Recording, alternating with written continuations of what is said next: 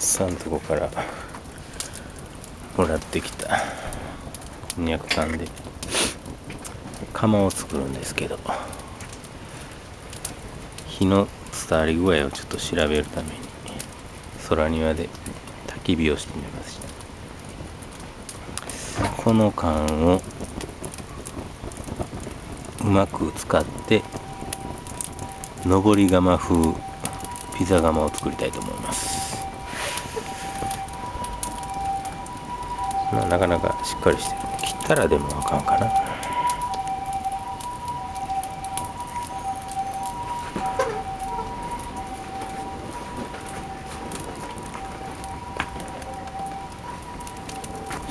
とってもなんか使えんかな。熱いです。かなり熱い。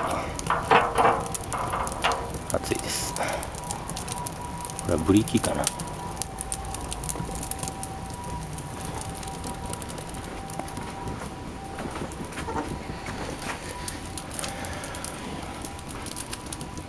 西成で焚き火もおつなもんですな。